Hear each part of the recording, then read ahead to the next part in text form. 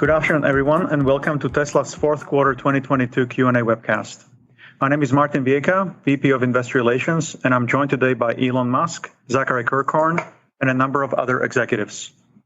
Our Q4 results were announced at about 3 p.m. Central Time in the update deck we published at the same link as this webcast. During this call, we will discuss our business outlook and make forward-looking statements. These comments are based on our predictions and expectations as of today. Actual events or results could differ materially due to a number of risks and uncertainties, including those mentioned in our most recent filings with the SEC.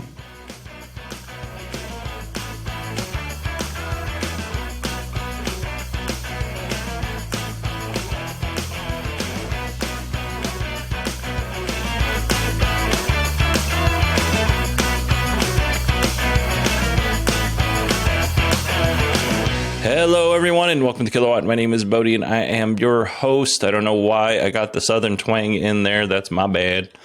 My voice sounds a little different today because I got over the flu, and thank you, everybody who sent their well wishes on that. Now I have a chest cold and body aches, so that's fun. And we have a new patron. I want to welcome Dawn to the Patreon. Dawn, thank you so much for supporting the show. It really means a lot to me. If you need help setting up your Patreon RSS feed, just let me know. My email is bodie, BODIE at 918digital.com. And thanks again, Dawn. I really do appreciate it. On this week's episode, we are going to talk about Tesla's Q4 2022 earnings call. I have pulled all of the clips, and we're just going to dive right into Elon's opening remarks. So, just going through a 22 recap. It was a fantastic year for Tesla. It was our best year ever. It was their best year ever, except for the stock price going down significantly. On every level.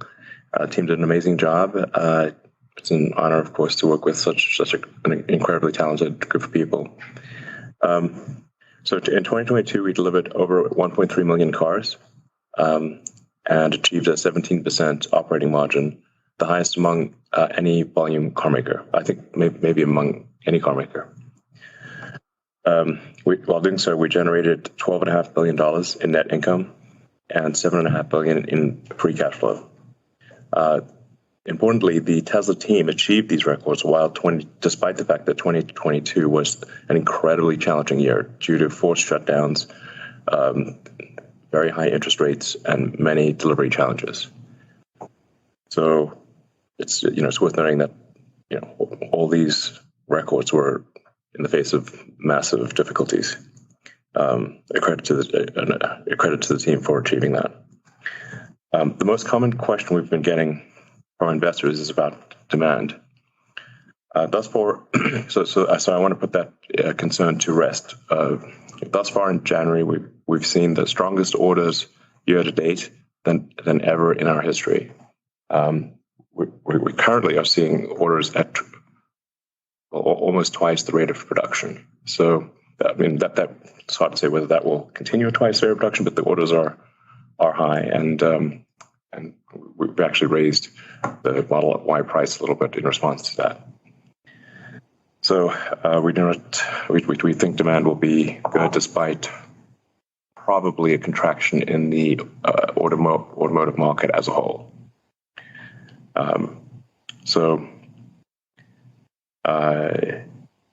Basically, price really matters.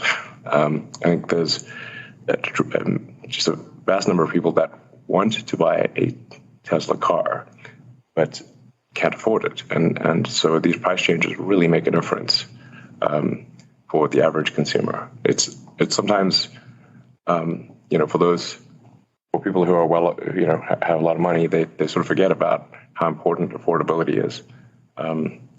And it's always been our goal at Tesla to make cars that are affordable to as many people as possible. So I'm glad that we're able to do so. So I think it's a good thing, all things considered. We're also making very good progress on cost control, and we're seeing the costs of production in Berlin and Austin drop commensurate with the growth in production, so as you'd expect. So, yeah. With respect to Autopilot, as of now, we deployed full self-driving beta for city streets to roughly 400,000 customers in North America.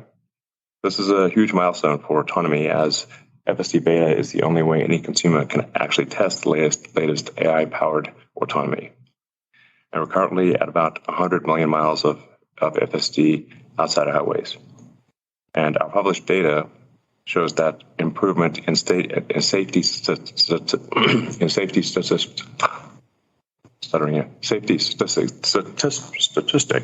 is very clear. We would not have released the FSD beta if the safety statistics were not excellent. Regarding batteries, production rate of 4680 cells reached 1,000 cars a week at the end of last year, and we're increasing capacity for 4680 cells by another 100 gigawatt hours, as announced at Giga Nevada yesterday.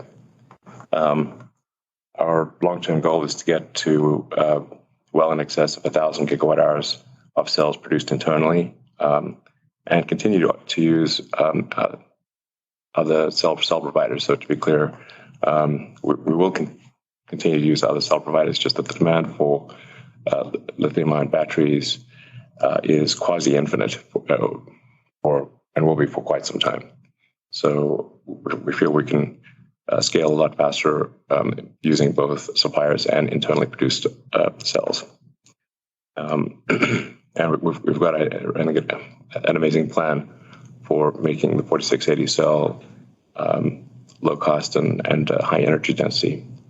So energy storage also saw record growth, and that is continuing to accelerate. That's always worth remembering that the three pillars of a sustainable energy future are obviously electric vehicles,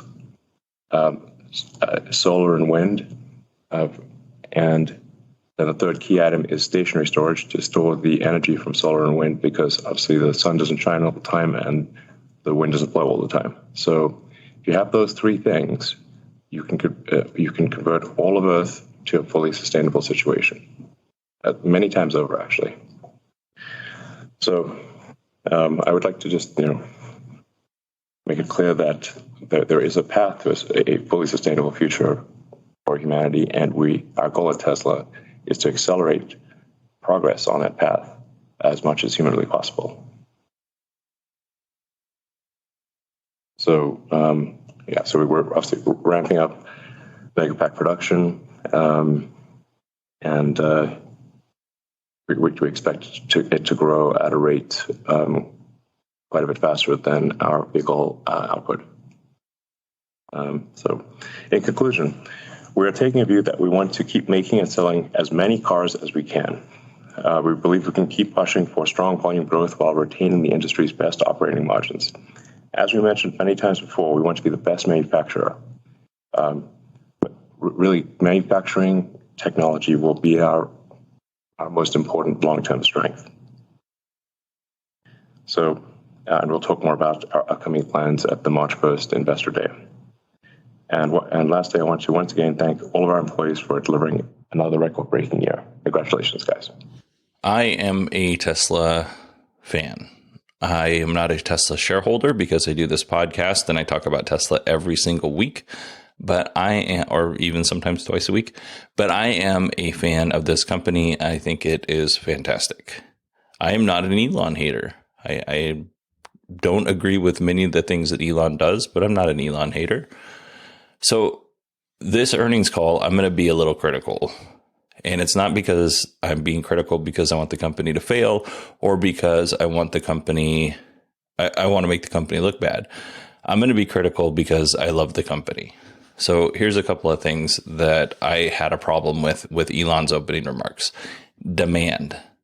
Elon addressed demand. He said they've had the strongest orders year to date in January. Thus far in January. So strongest orders year to date in January.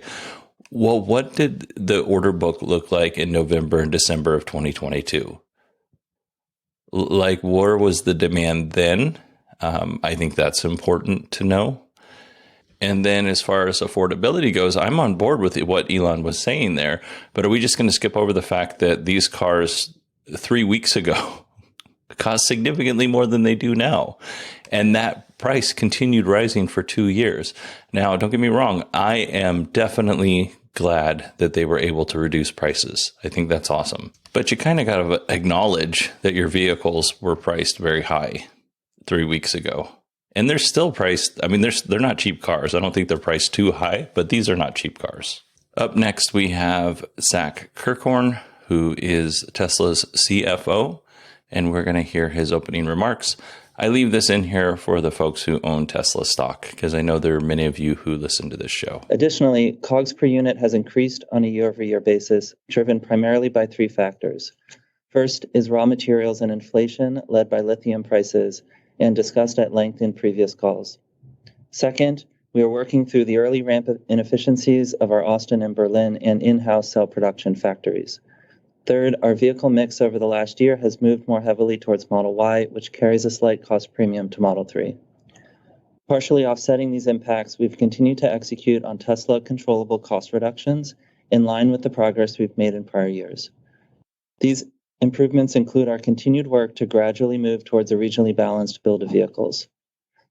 The energy business had its strongest year yet across all metrics, led by steady improvement in both retail and commercial storage. While much work remains to grow this business and improve cost, we believe we are on a good trajectory.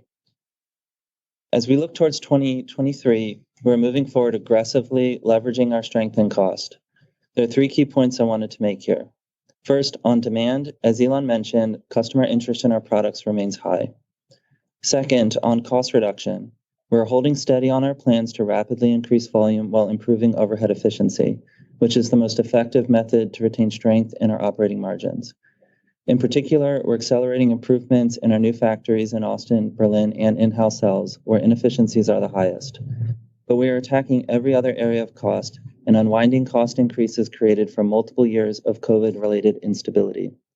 This includes logistics, expedites, accumulation of material buffers, part premiums, productivity, and overheads, as an example. As the world transitions from an inflationary to deflationary environment, we expect a strong partnership with our suppliers on this journey as well. In net, we've priced our products with a view towards a longer-term cost structure. Thus, there will be an impact on operating margin in the near term. However, we believe our margins will remain healthy and industry-leading over the course of the year. Third, we are continuing to ensure funding is prioritized for our long-term roadmap. This includes expanding in-house cell production, bringing Cybertruck to market, development of our next-generation vehicle platform, expansion of our manufacturing footprint, and growth of the energy business. We're looking forward to discussing these plans in more detail on our Investor Day in a month. Once again, I have nothing to add to that. So next up, we have questions from investors. And the first question is kind of about how Elon's acted basically online. And has that hurt Tesla's brand? And does Tesla have a plan in place just in case it does hurt Tesla's brand? So let's go ahead and listen. Since Elon started political influencing, polls from Morning Consult and YouGov show Tesla brand You can crush them with your laugh. Show Tesla brand favorability declining in 2022 and division among partisan lines. Such brand damage can impact demand. Does Tesla track favorability, and how will any brand damage be mitigated? Well, let me check my Twitter account. Okay, so I've got 127 million followers. It continues to grow very rapidly. That suggests that I'm, reasonably popular. It might not be popular with some people, but for the vast majority of people, my follow count speaks for itself. I'm the most interactive account, social media account, I think, maybe in the world, certainly on Twitter. And that actually predated the Twitter acquisition. So I think Twitter is actually an incredibly powerful tool for driving demand for Tesla. And I would really encourage companies out there of all kinds, automotive or otherwise, to make more use of Twitter. and to use their Twitter accounts in ways that are interesting and informative, entertaining, and it will help them drive sales, just as it has with Tesla.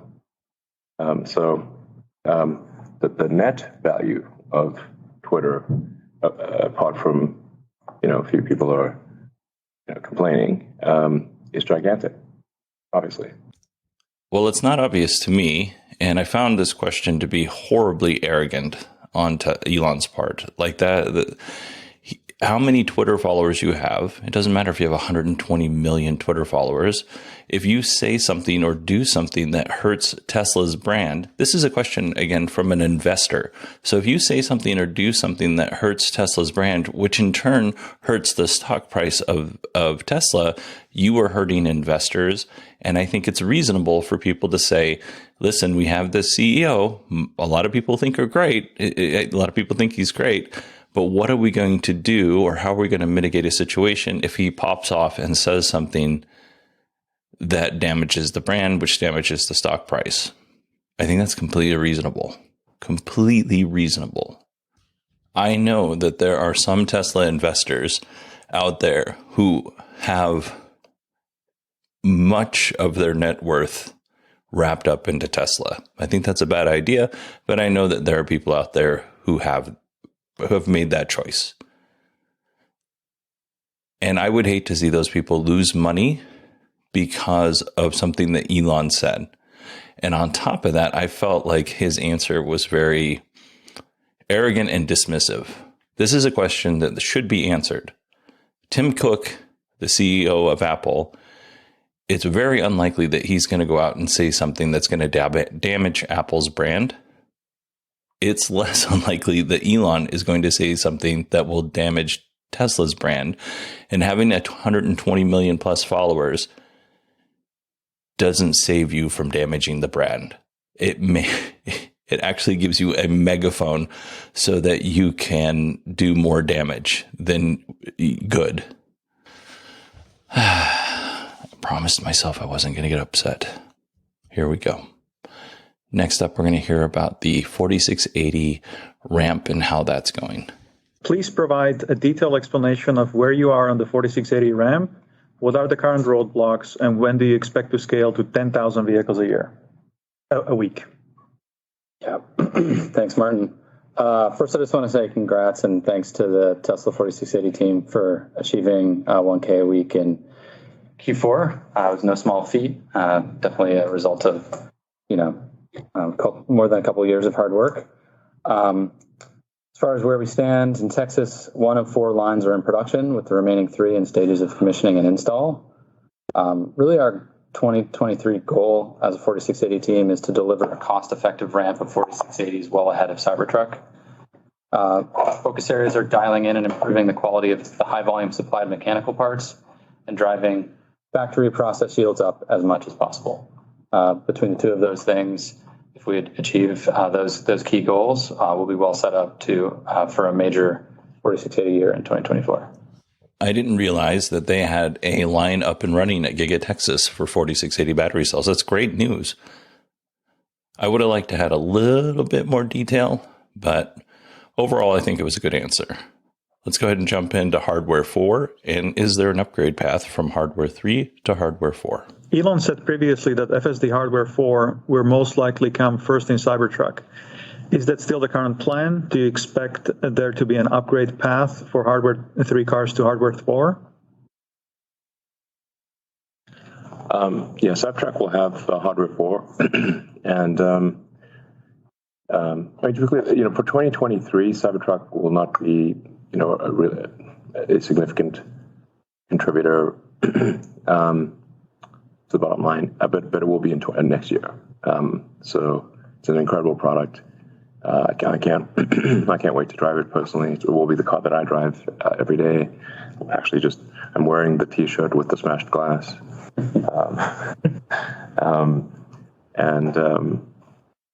it's just one of those products that only comes along once in a while, and it's really special. So,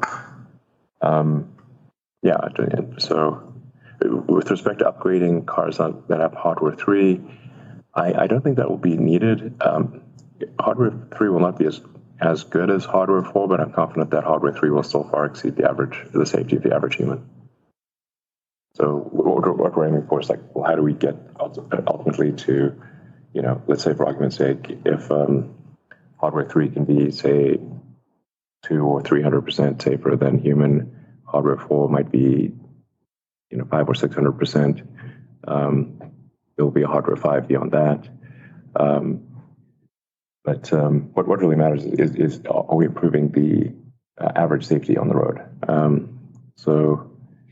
But it is the cost and difficulty of retrofitting hardware 3 with hardware 4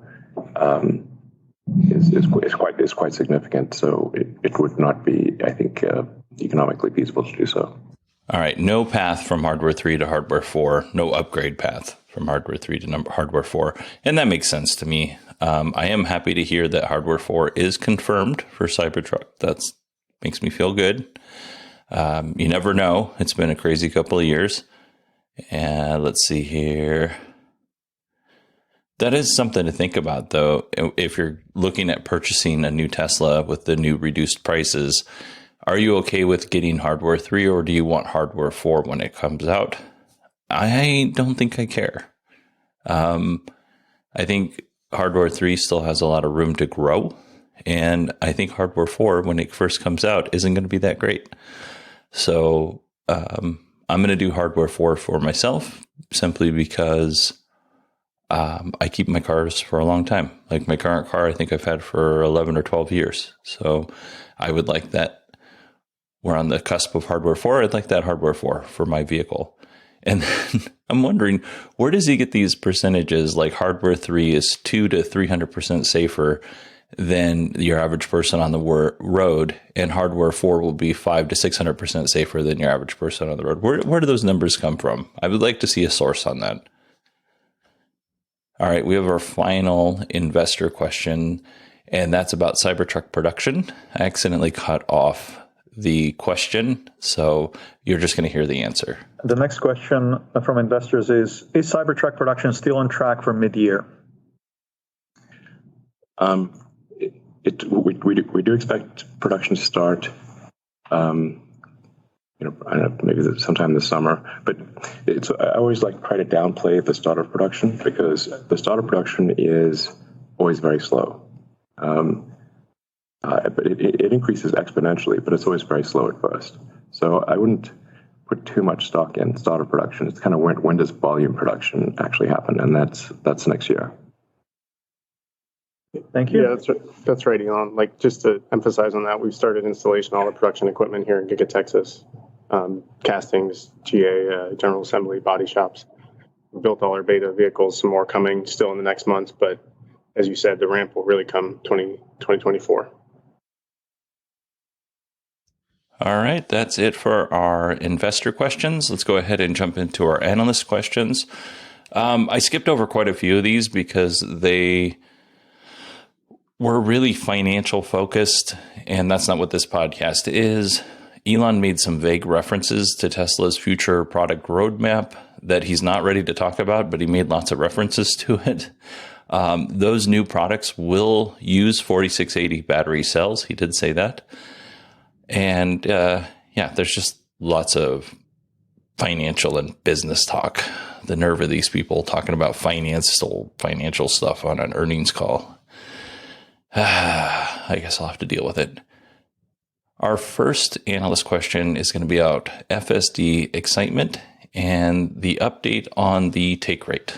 I was thinking about FSD, and when you look at the situation today compared to a year ago, it's like the progress has been amazing in the quality of the product, but also its rollout.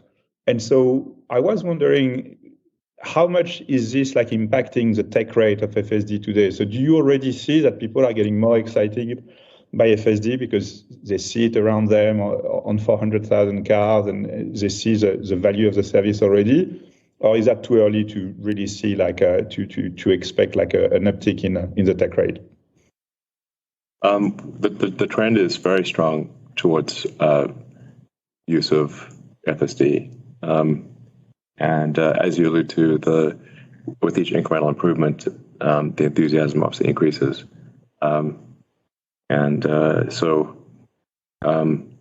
I think something that still a lot of people out there don't quite appreciate is that Tesla, I've always said like Tesla is as much a software company as a hardware company, but Tesla is really one of the world's leading AI companies. This is kind of a big deal, both AI on the software side and on the hardware side.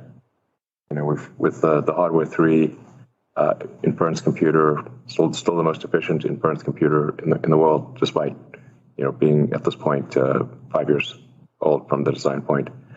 And with hardware 4 coming, and then hardware 5 beyond that, where there are significant leaps. The Dojo computer, we expect to be using that operationally at Tesla later this year.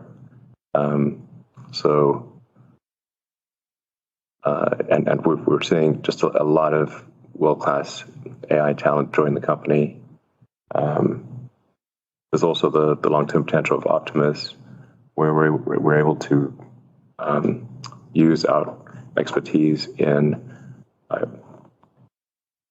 electric motors and power electronics, batteries, and advanced manufacturing to be able to make a humanoid robot that is actually useful and can be made at high volume with exceptional capabilities because of the autopilot AI that where we take because the car is like a robot on 4 wheels and the Optimus is a robot on legs. But as we get closer and closer to solving real world AI, and we don't see anyone even close to us in achieving this, the value. Pierre, I think you appreciate this, and a few others do, but most don't know what I'm talking about. So, but this is the thing that has order of magnitude potential market cap improvement for Tesla. All right. First up, I just want to state that I think FSD is awesome. Every time I've used it, I've always been amazed. I think it's a great service. It has problems. And the problem I have with FSD is how Elon portrays it versus what it is really in reality. It's amazing in reality, but it's not what Elon says it is or says it's going to be in 2 weeks, 3 weeks, 4 weeks down the road, or even a year down the road. Just market, or not even market, just talk about the features that you have and don't worry about the features that you're planning on putting in 2 years down the road, or the features that you're planning on putting in and then they don't end up working 2 years down the road. Because all of the people, not all, a lot of people who hear that kind of thing take that at Elon's word that it's going to be in there, and then they buy the car and then it doesn't show up and they pay the $15,000.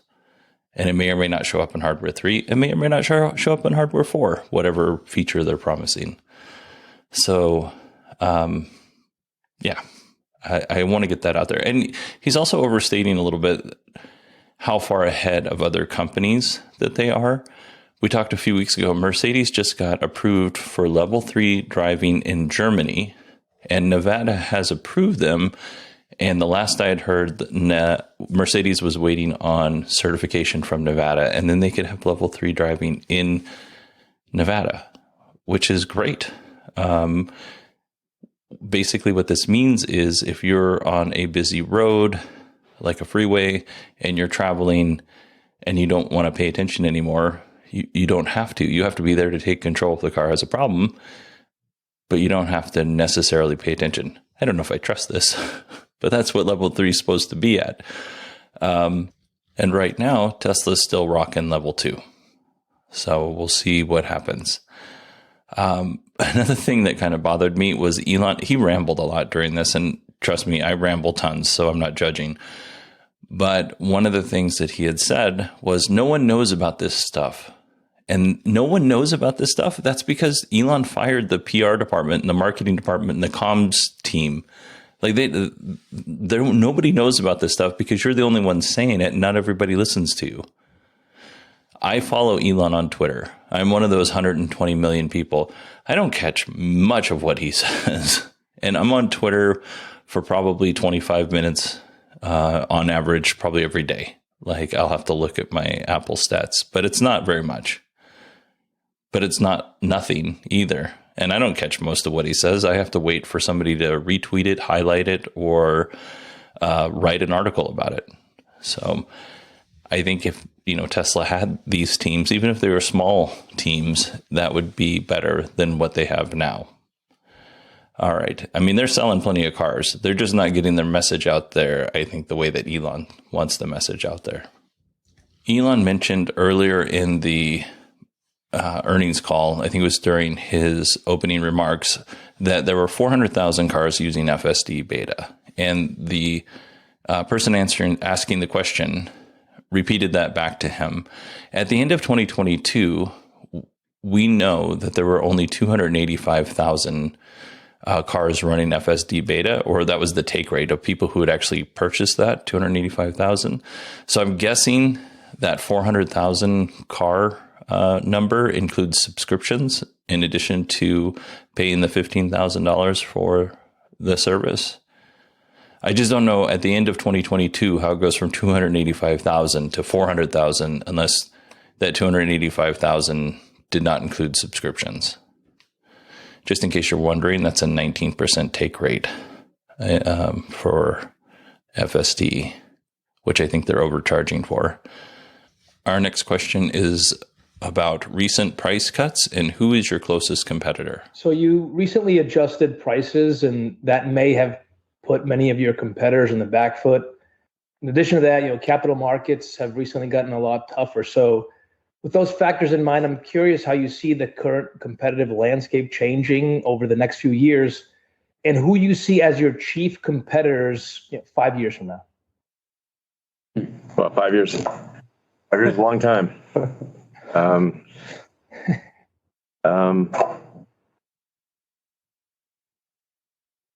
I was with the Tesla Autopilot AI team until late last night. And we're just asking, I was just like, so who do we think is close to Tesla for a general solution for self-driving? And we still don't even know really who would even be the distant second. So yeah, it really seems like we're, right now, I don't think you could see second place with a telescope. So, or at least we can't. That won't last forever. So, in 5 years, I don't know, probably somebody has figured it out. I don't think it's any of the car companies that we're aware of. But I'm just guessing that someone might figure it out eventually. Yeah. I mean, beyond that, Elon, like in the vehicle space, even though the market's shrinking, we're growing, and EVs have doubled almost year over year. So, like, whoever keeps up with the trend of EVs is going to be our competitor. And the Chinese are scary. We always say that. But like, a lot of people always look at the EV market share, but we always look at it as how much of the total vehicle space do we have, and we're just going to keep growing in that space. There's 95% for us to go get. Yeah, and I don't want to say like I think we have a lot of respect for the car companies in China. They are the most competitive in the world. That is our experience, and the Chinese market is the most competitive. They work the hardest and they work the smartest. So a lot of respect for the China car companies that we're competing against. So if I were to guess, it would probably some company out of China is the most likely, to be second, to Tesla. But we are the Tesla China team is winning in China. And I think we actually are able to attract the best talent in China. So hopefully that continues. So yeah, super fired up about the future, and yeah, well, it's going to be great. All right, 5 years is a long time from now. A lot can happen in 5 years. But I think Elon's comments here are arrogant. He says that they can't see their closest competitor with a telescope. Well, I just told you about Mercedes. Mobileye is doing a lot of stuff. Mobileye is working with NIO and Zeekr. Based on the limited demo that Mobileye gave me, if what they were talking about comes to fruition, which I have no reason to believe that it won't someday, I don't know when, Mobileye is going to have some compelling offerings, and whoever they end up partnering with as far as automakers, those automakers are going to have that technology. And Mobileye's been doing this longer than Tesla has. And a lot of things that Elon said during this answer honestly reminded me of things that legacy automakers were saying in 2015, 2016, and they were like discounting or downplaying Tesla's impact on the auto market. I don't think this is smart for Elon to do. Maybe internally they don't have these feelings and they are worried about another car company. I think legacy automakers should be worried about the Chinese automakers. They're building really good and compelling products. Man, I told you I was going to be critical. I don't like being critical, as it's uncomfortable for me. My kids might say something different, but in reality, I don't like it. So next up, we have our final analyst question, and it's about Dojo and Optimus progress. Be warned, it's a long one.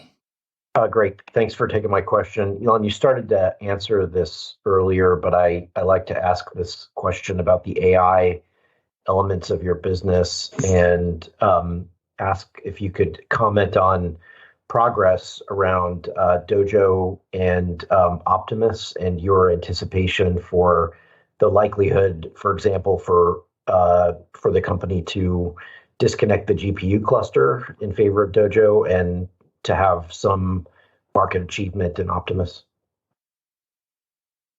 Yeah, I mean, obviously, since we're still at the early stages, there are big error bars in any predictions.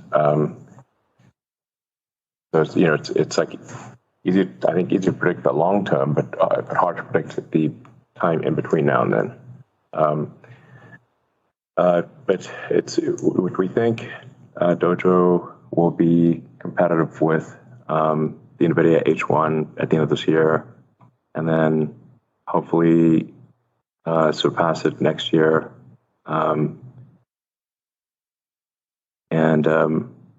The key there is like I think what's the energy usage required for a given amount of if you're training a frame of video,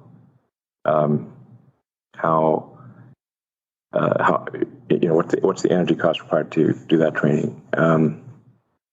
And we think probably we said this already actually at AI Day 2, so it's not new information, but we do see potential for an order of magnitude improvement relative to GPU, what GPUs can do for Dojo, which is obviously very specialized for AI training. It's hyper specialized for AI training. So wouldn't be great for other things, but it should be extremely good for AI training. So just like if you do an ASIC for something, it's going to be better than a CPU. This is sort of in some ways like a giant ASIC, and we're able to. Since we're operating one of the biggest GPU clusters in the world already, we've got a good sense of how efficient the GPU clusters operate and what Dojo needs to do in order to be competitive. But we think that it does have a fundamental architectural advantage because it's designed not to be the GPU is trying to do many things for many people. They're trying to do graphics, video games. It's doing crypto mining. It's doing a lot of things. Dojo is doing one thing, and that is training. And we're also optimizing the low-level software so that at a very sort of bare metal level. So it's just insanely good at efficient training. And the intercommunication between the Dojo modules is extremely high. So you're not going across an Ethernet cable. So anyway, we see a path to an order of magnitude improvement in the energy efficiency per given unit of training. But we also have to achieve that, and so when will it be achieved? It's hard to say, but we do see a path to get there. And then also in inference, like once you've got something trained, well, if you want to have a product, that's a consequence of that training, and that product may not be anything to do with cars, then the efficiency of inference is extremely important.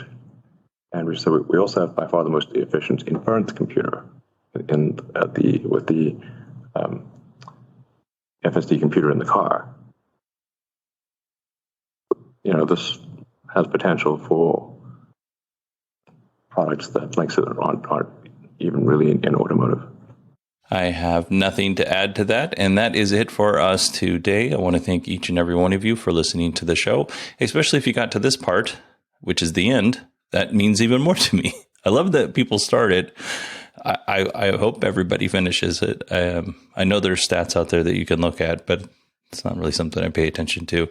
So if you did listen, thanks so much. Speaking of listening, I have another podcast where I talk about music with my buddy Chris. That's called Shuffle Playlist. I'm not going to go into a big pitch here, but there's a link in the show notes if you're interested in checking that out. I'm pretty proud of it, so that's why I keep bringing it up. If I wasn't proud of it, I just wouldn't promote it. If you want to email me, it's Bodie, BODIE at 918digital.com. You can also find me on Twitter at 918digital. And that is it for us this week. I will talk to you next Tuesday.